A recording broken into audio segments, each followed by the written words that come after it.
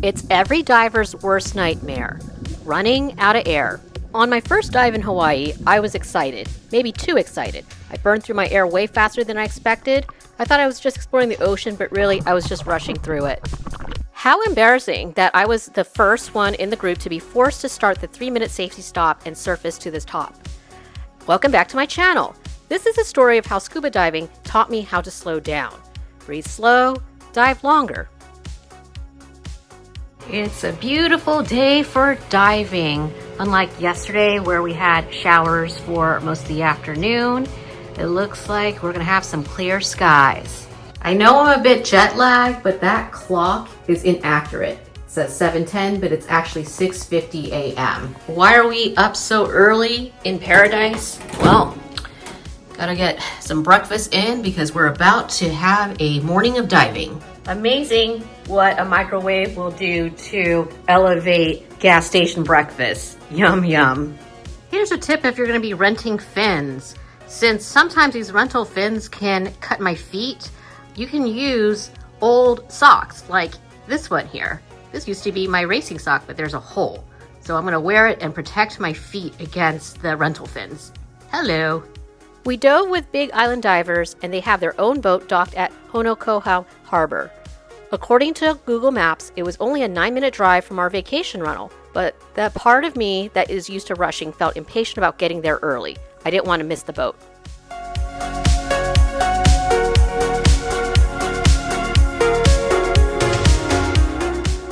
Now the sun is fully out. Definitely a beautiful day for diving. There we go, Big Island Divers. That's where we'll be docking from. That's our boat. That's what we'll be spending the morning on. There's a quiet energy here as our dive master, captain, and crew loaded the boat. We pulled away from the harbor, leaving behind the stillness of the marina for the wide open ocean. In a way, it felt like crossing a threshold.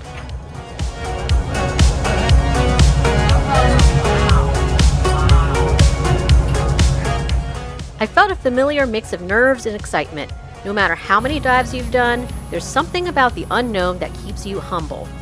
I love the sensation of flying fast over the waters. Maybe that's because it beats the sensation of being seasick.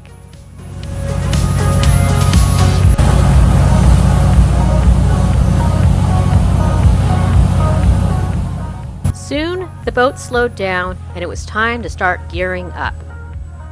I put on my skin suit, which is going to help me pull the wetsuit over me, and here's my holey sock that's going to protect my feet. A GPS location of where we were for our first dive. Our group consisted of 3 divers, including me and my husband, and then there was also the dive master. Maybe it's the suspense of being the last to jump into the water, and I do not like waiting around. My husband entered before me.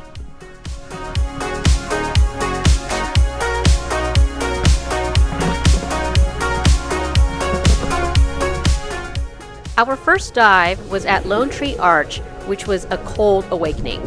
I had thought the waters were going to be as warm as the last time we had dove in the Philippines, but the colder than expected water temperature put me in a bit of a panic. Okay, maybe 77 degrees Fahrenheit isn't cold to you, but I get chilly easily. This dive site is aptly named as we swam through an arch. Instead of taking the time to float around in the arch, I sped my way through it.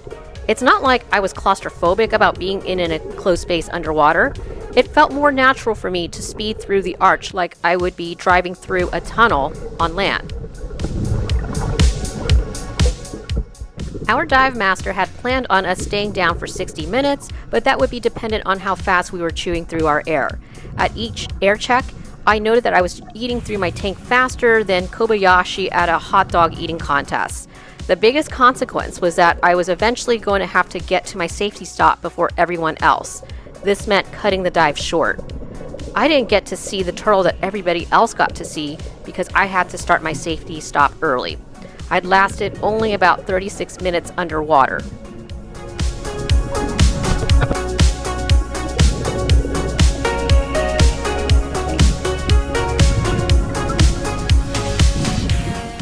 How mortifying that my first dive was so short. Our dive master would point out that after our first dive that me being a fast swimmer, quote, underwater contributed to me chewing through my air quickly. I would have had a better time if I had just slowed down and didn't try to swim as much. The ironic thing is that I am no way, shape, or form all that great of a swimmer. It's just my tendency to be frenetic. Wow, it's just like somebody dumped a bucket of cold water over me. I guess the phrase of the day is going to be slow down. Slow down, I pondered as I enjoyed the freshly cut pineapples that were sweeter than anything I could get on the mainland. Maybe I should slow down and savor these cookies by Grandma Costco, which were warmed by the Hawaiian sun. Our captain even slowed down as we spotted some dolphins in the water. Scuba diving has a way of holding up a mirror. It reveals things, not just out in the ocean, but within yourself.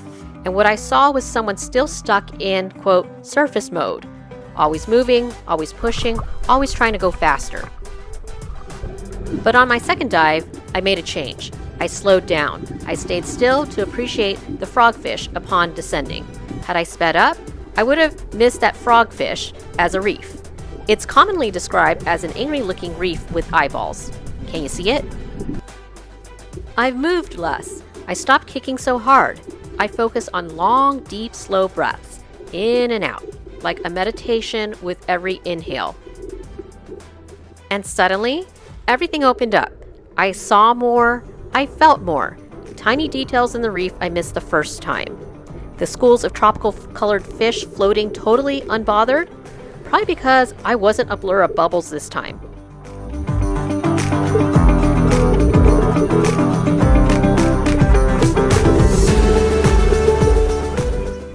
I could take in the details of the sea urchin, and then I had a craving for uni pasta.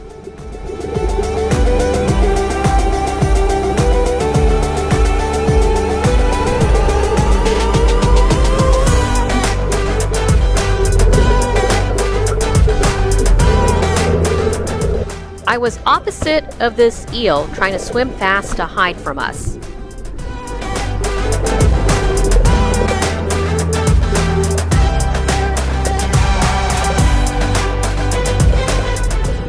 By the second dive, everything felt different. I wasn't rushing. I wasn't trying to chase anything. I just let myself be part of the ocean. I moved slower, I breathed deeper, and for the first time, it felt like the reef started to open up to me.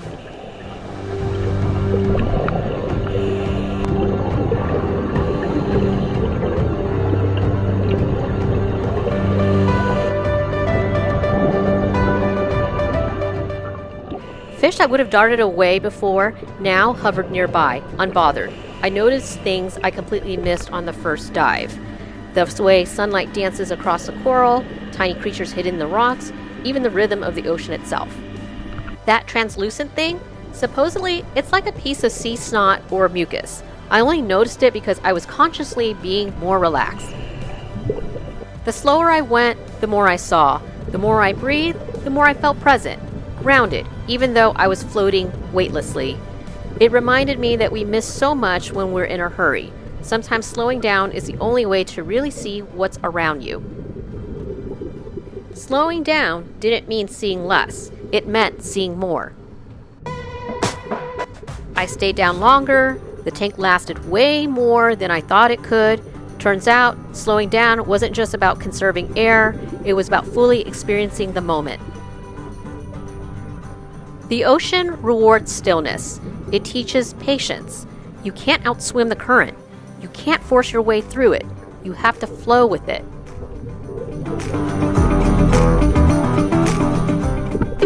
I was no longer fiercely kicking my fins.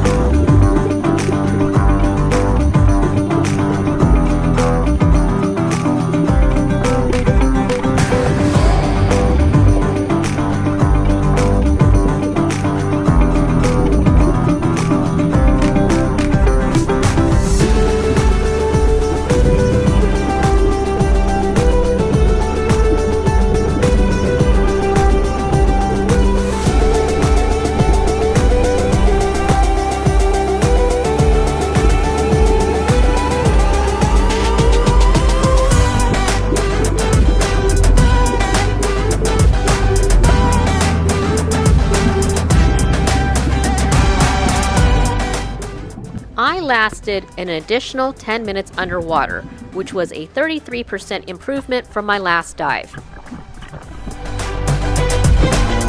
Good thing they still had some more of that sweet pineapple left. As we headed back to the Honokōhau Harbor, I reflected on how we spend so much time racing from one thing to the next, always in a hurry, always out of breath. But maybe the point isn't to go faster, the point is to go deeper. We do this in life too, race from one moment to the next, forgetting that rushing costs us something. Costs us energy, presence, joy. Now we're back where we started from, but a little bit wiser. We had signed up for a 2-tank dive, and so we were done around 12:30, which left us the rest of the day to relax and enjoy. Scuba diving showed me that slowing down isn't a weakness. It's a skill, one that gives you access to a whole other world, underwater and above it. And I'm going to take those lessons to the surface.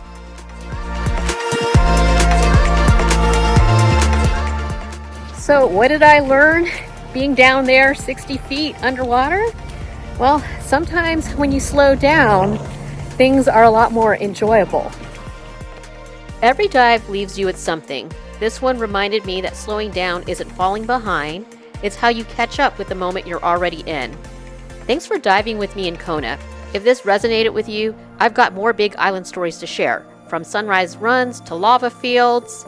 Hit subscribe and come along for the rest of the journey. The Big Island is full of lessons if you're willing to slow down and listen.